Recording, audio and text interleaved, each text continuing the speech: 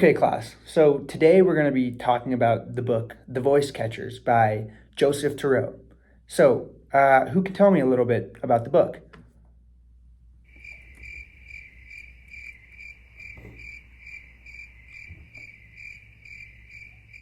Okay, did anybody even read the book? Yes. Okay, great.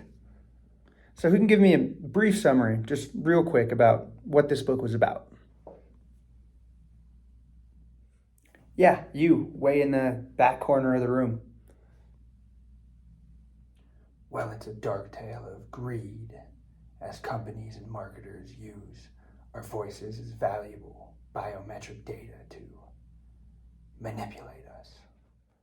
Okay, well, thank you very much. I think that might be a bit dramatic, but I do appreciate the participation. Anyone else? Yeah, go ahead.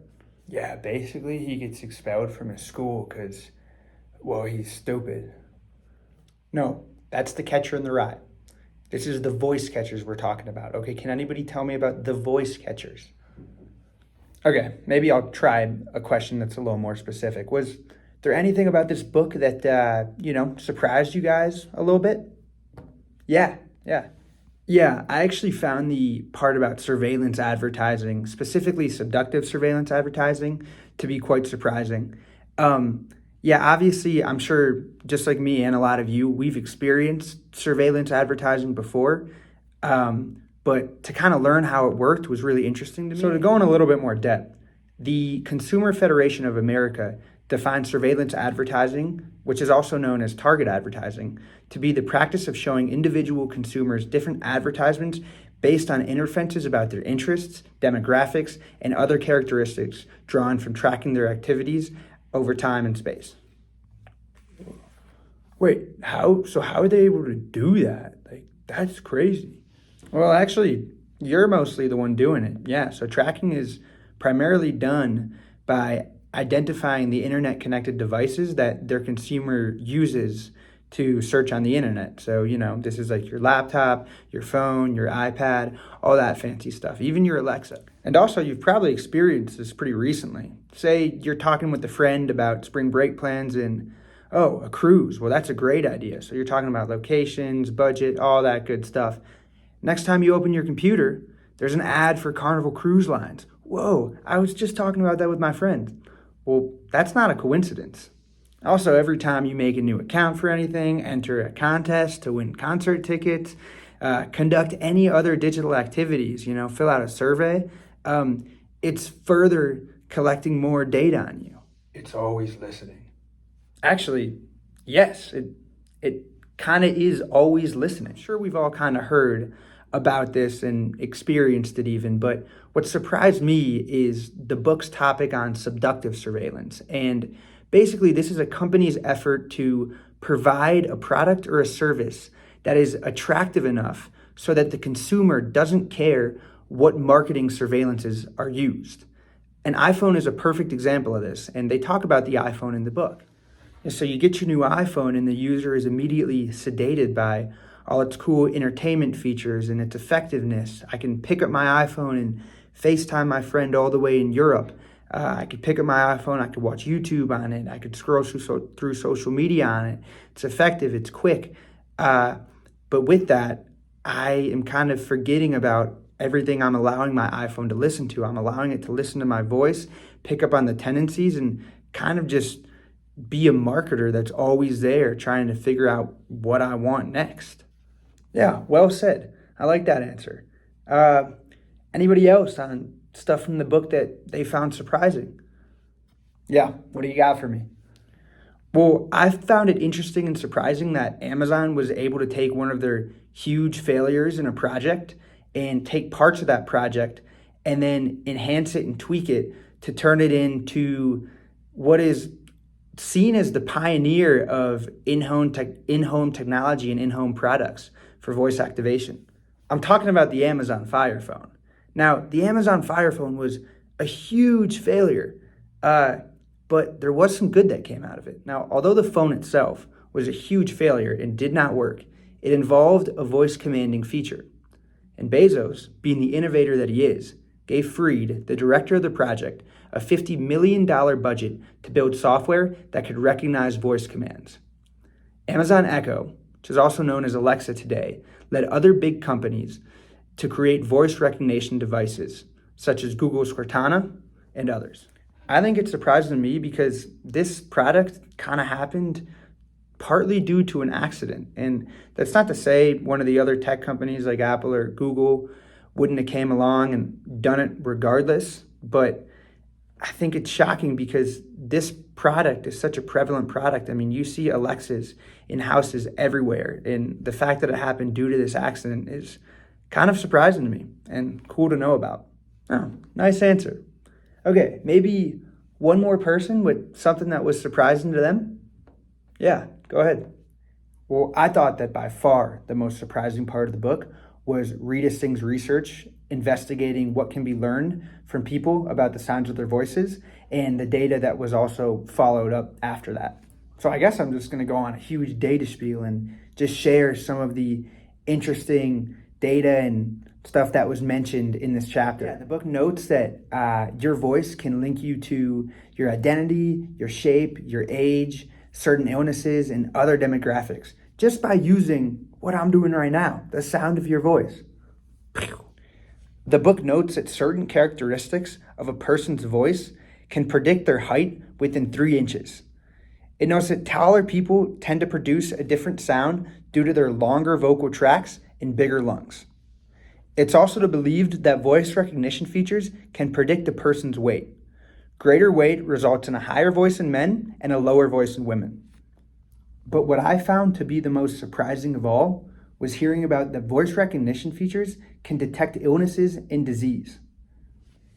Israeli startup company Vocalis Health is currently using a person's voice to detect disease. In another case, Mayo Clinic was able to use voice signaling analysis to identify autistic disorders with a success rate of 86% and diagnose Parkinson's with a success rate of 91%. Though Mayo Clinic does note that the small sample size means that more research needs to be done before using this as a reliable technique. However, the small Israeli company is all in on this method and believes that they are correct in believing that voice recognition features will be able to detect certain illnesses and diseases. The book mentions that the next step for this company would be to create an app or software that they could eventually sell to medical facilities that would help them identify and detect these diseases in people. Which actually brings me to my next point. I think this is a great example of how voice recognition technologies can be used for good and used to benefit the customer and not just exploit the customer into getting them to buy something. Wow, great answers, everybody. Okay, so next question. How do you guys feel about this technology and how businesses are using it? Do you feel negatively about it? Are there changes that can be made? Or do you feel positively about it? And how do you think it could be better? You know, I definitely have my problems with this technology, but I wouldn't say it's one of these huge underlying moral issues that needs to be solved immediately. Though one of the aspects that they mentioned in the book that kind of sparked or even triggered me a little bit was the voice that they use for the voice command. We've talked about Alexa.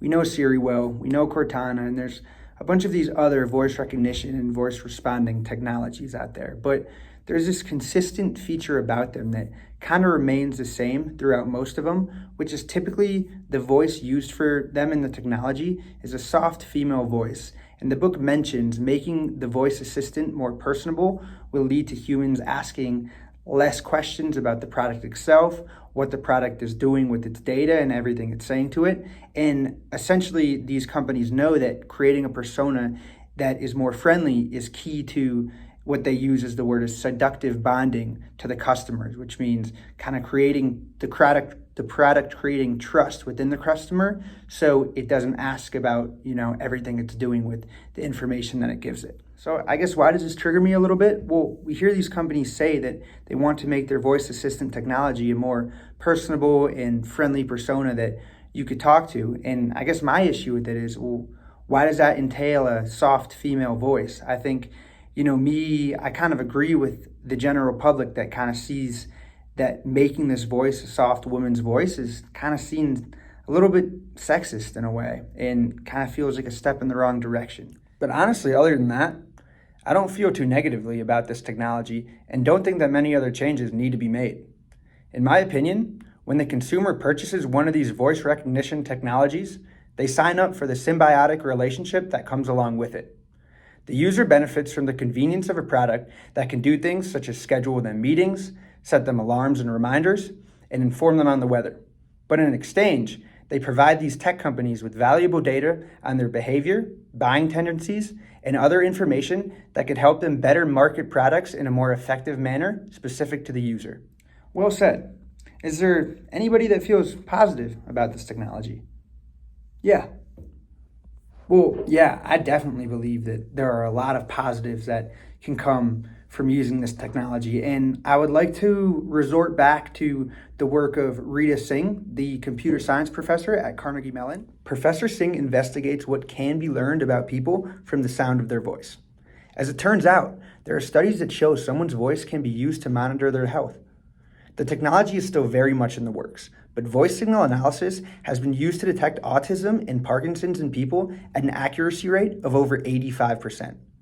I believe that using this technology for this purpose of detecting early signs of disease and illness in a person could quite literally be the peak of voice recognition technology. If this technology gets to a point in development where it can truly and accurately detect these illnesses and diseases, how could you not feel positive about this technology? That is life-changing. And I guess that kind of goes into my next point on how I think this technology can be better.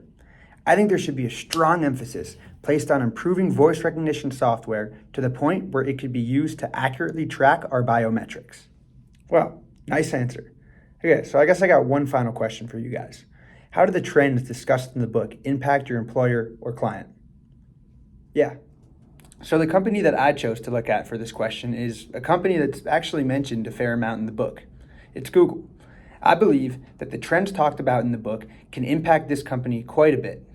One of the main trends that is present throughout the book is the importance of data collection. Companies are always trying to capture as much data about their consumer as they possibly can. And due to voice intelligence technologies, it's never been easier for them to do this. Google is a company who will always benefit from being able to collect more and more data. Therefore, since voice intelligence technologies are essentially constant data collectors, they significantly benefit Google in the realm of data collection. To sum it up, I want to put emphasis on the somewhat famous saying that data is the new gold. It's no secret that digital innovation is trailblazing a new way of functioning for most industries and businesses. An article on Deloitte's website reads that by 2030, data collection and analysis will become the basis of all future business models. Great response. Well, class, that marks the end of our discussion today. Thank you to everybody who participated and have a wonderful rest of your day. Sorry.